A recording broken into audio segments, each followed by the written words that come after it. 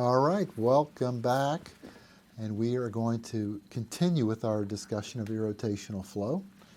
And today we're going to talk about what happens when you superimpose a vortex onto a circular cylinder. So we're going to take the Rankine body and superimpose a vortex.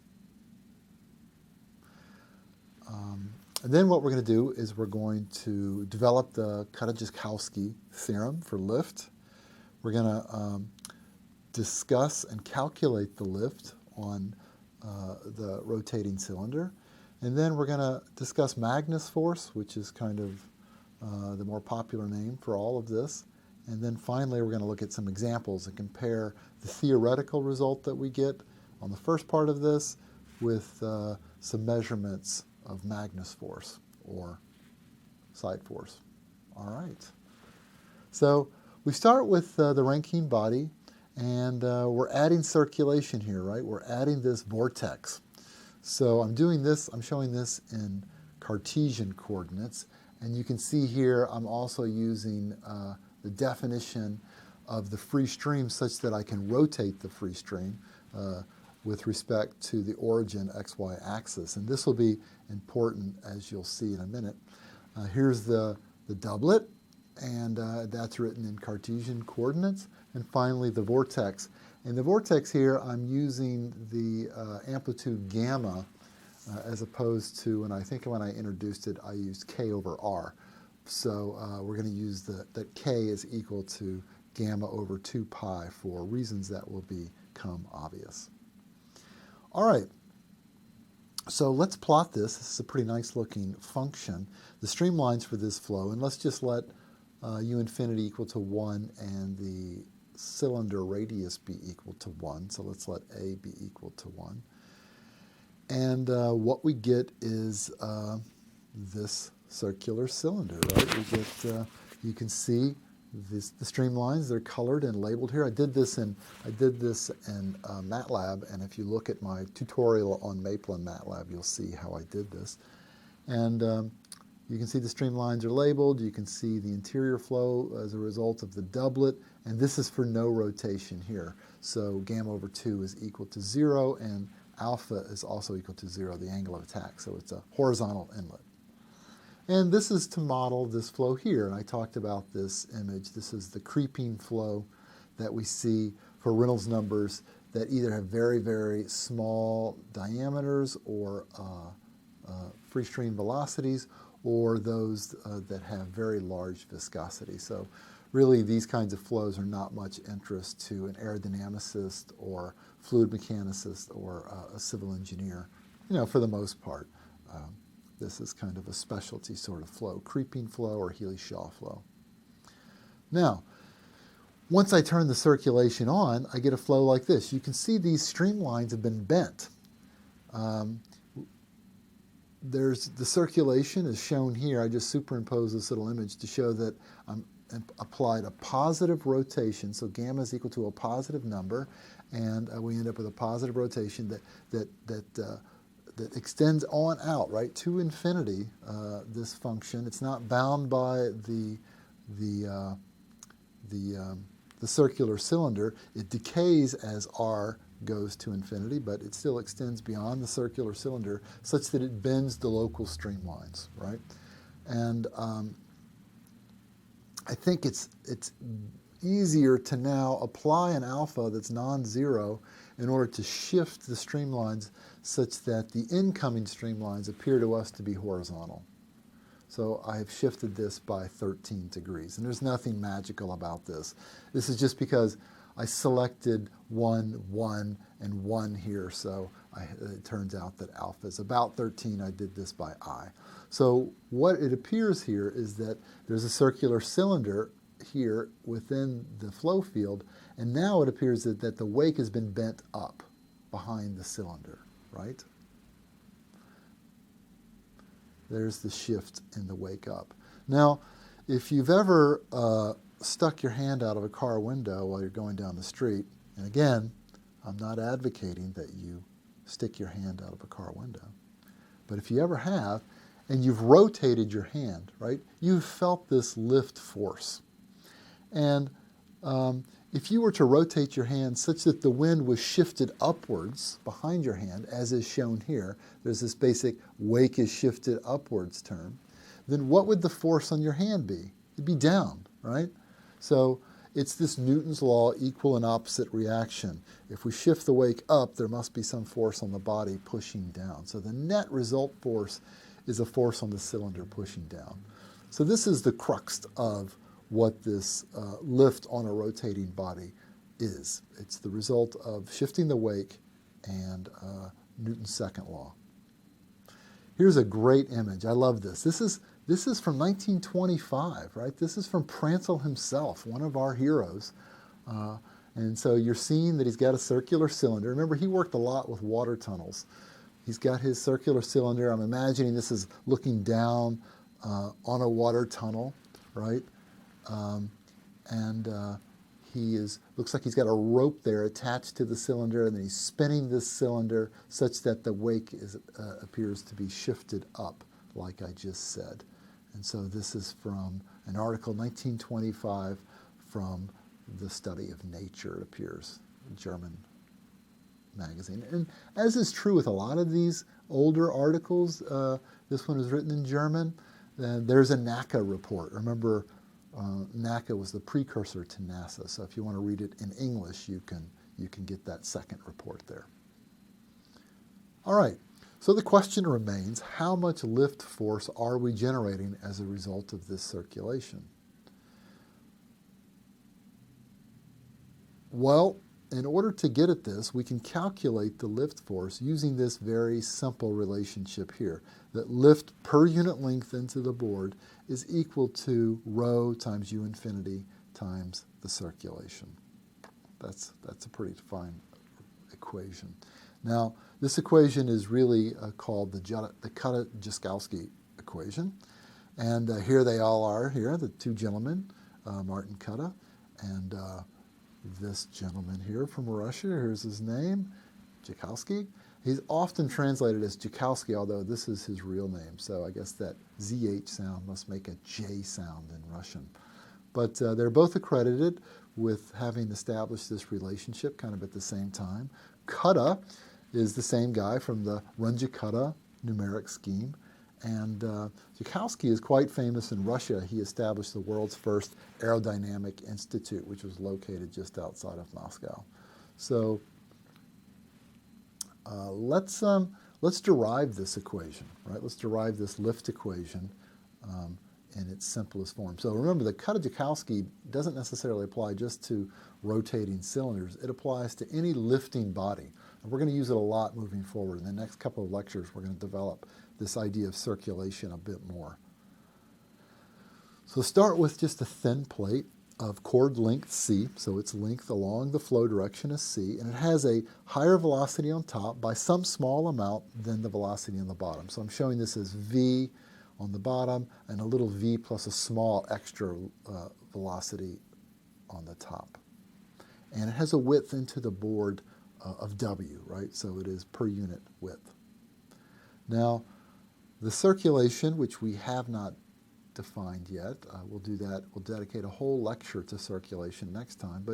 But take it for now that gamma is actually defined as the surface integral. That's what this integral with this little circle in there means. That means something. It's the closed circle surface integral of v.ds, the unit normal along this this trace. So if I were to perform this, all we have to do in order to perform this integral really is to create a closed contour.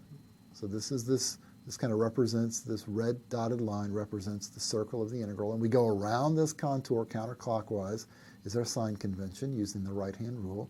We go around this contour and we simply just add up the velocities around the contour. So if I start at the bottom, I add up the velocity here, as this says, the velocity times the length. All right, so the length of this contour is c. It's the chord length of the flat plate, and the velocity is v. So the first term is v times c, and as I go up on the right, I'm assuming that the velocity is 0 in the y direction, so I don't get a term. And then as I move to the left along the top of the dotted line box, that's in the negative direction, so it's minus v plus little v times c, the chord length. And then I close this integral by translating down the left-hand side of the box. The velocity is 0, so I don't get a term. So the circulation, by definition, is minus v times c in this case. So now consider a streamline that passes through the plate, right? So if we have a streamline that passes right through the plate, wow, that was terrible. A streamline that passes right through the plate, then I can apply Bernoulli equation along that streamline, and I can look at the top or the bottom, right? And so along the bottom of the plate, we have that the velocity is v squared, and the pressure is, we're going to assume it's some pressure plus a deviation in pressure, right? Some far field pressure plus a deviation in pressure. And I'm just associating the deviation in pressure with the bottom. Along the top of the plate, we have that the velocity is this slightly increased velocity, v plus little v, plus the far field pressure, p. So it's in equilibrium because it's the same streamline, or they're equated to each other because it's the same streamline. Now, if I simplify this expression and I solve for the variation in p, or the change in pressure across the plate as a result of the change in velocity across the plate, then I see that the pressure is equal to rho times little v big V plus rho times little v squared over 2. And I'm going to neglect this second term because I'm assuming that little v is small compared to big V.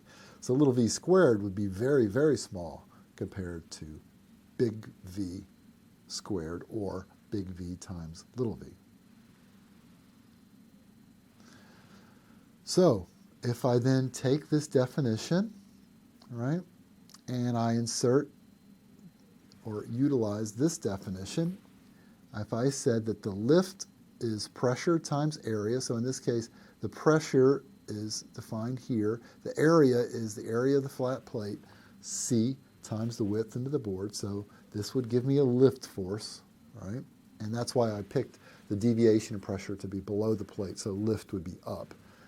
And then I associate this delta P with here, with this expression, rho V, put that in there, and then I recognize that this V times C is related to the circulation. I get then the famous Kutta-Joukosky equation that lift per unit length is equal to rho times the free stream velocity times the circulation.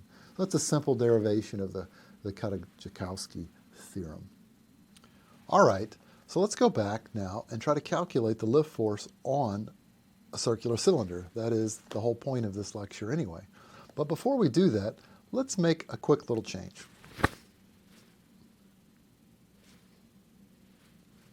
It's not working.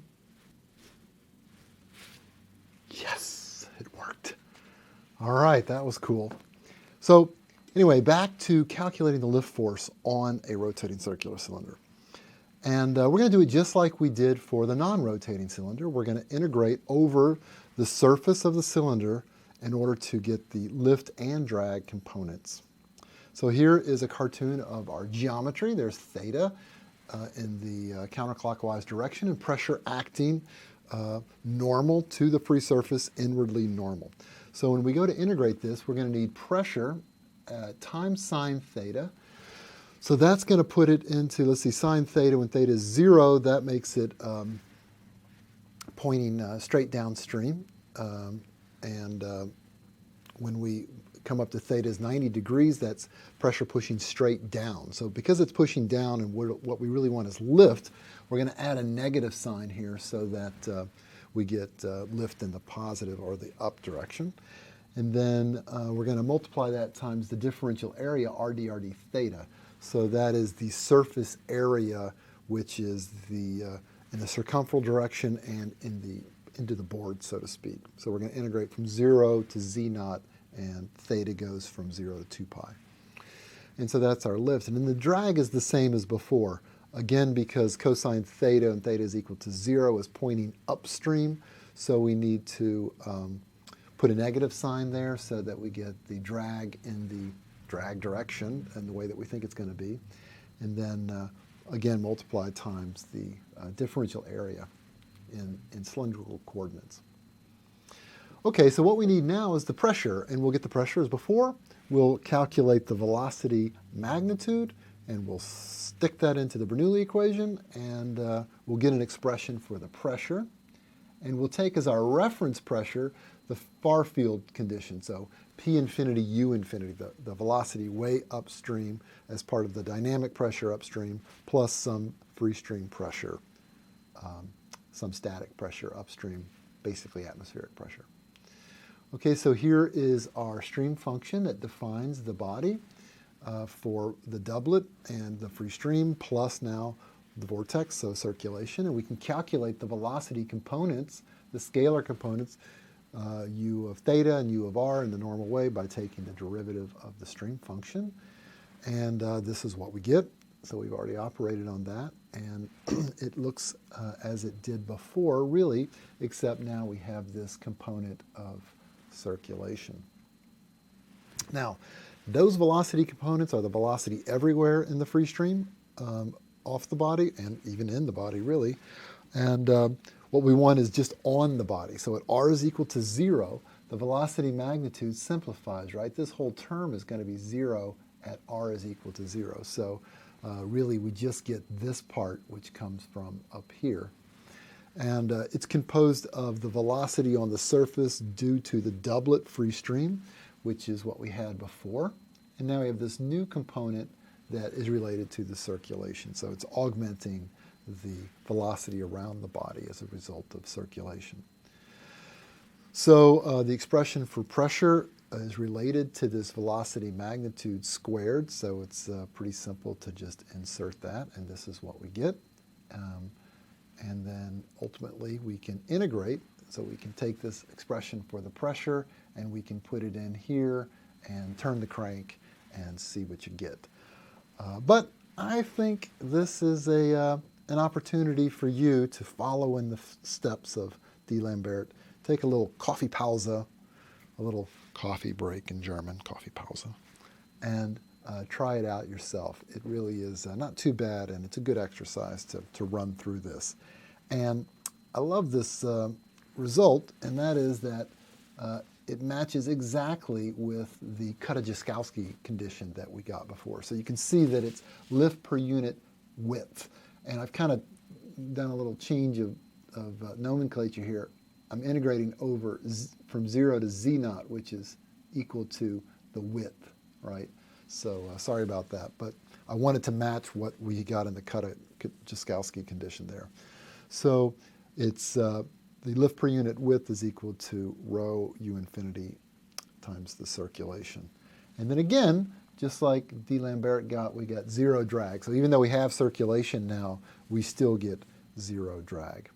And this quote is all the more fitting for you guys. I mean, he's basically challenging you to do this yourself, which I will leave to future mathematicians to elucidate on.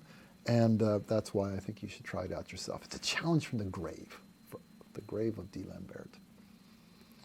All right, so the Rankine body with circulation, this is the theoretical result, but I think it's a little bit lacking because we still really don't have a good idea of what this gamma is, right?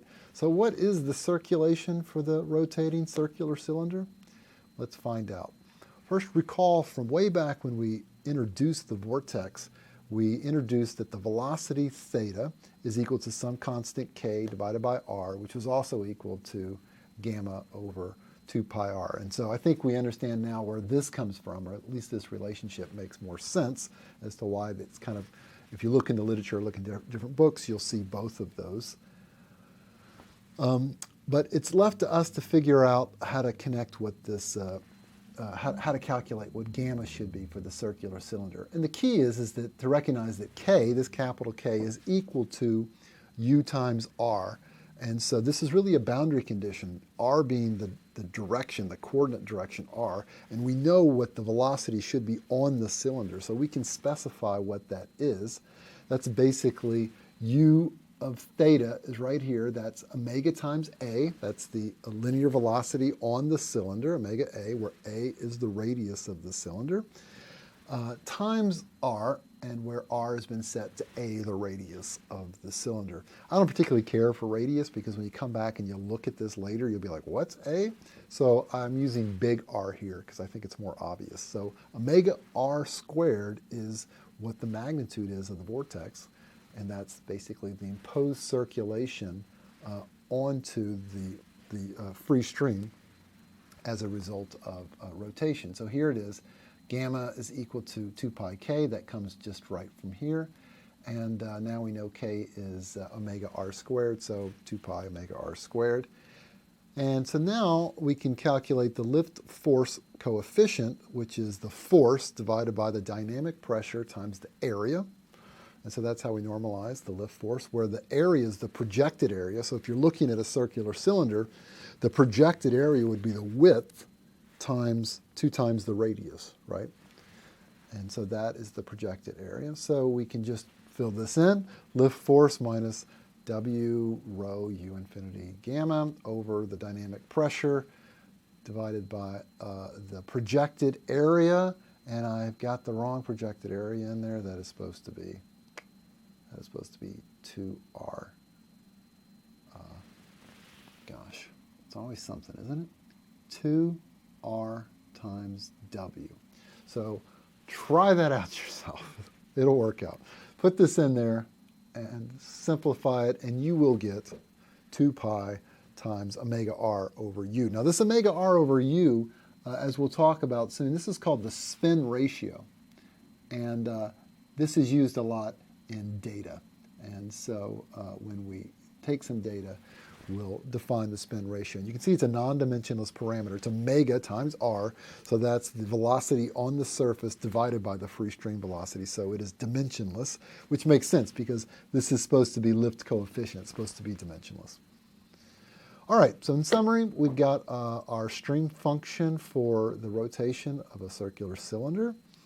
And there it is, and I've written it in XY coordinates just to be fun. And from this, we get a velocity field. I've written that in r theta coordinates. And this is the lift and drag that we get from that. And this is just a picture of what the flow field looks like for positive rotation, right? Where gamma divided by 2 pi is equal to a positive number. I just picked one arbitrarily there. But you can see there, this leads to a real problem.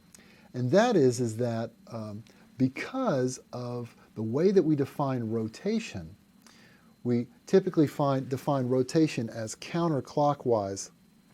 We end up with, and we have shifted this wake up, we end up with a lift force that ends up apparently down, and nobody likes downward facing lift forces, right?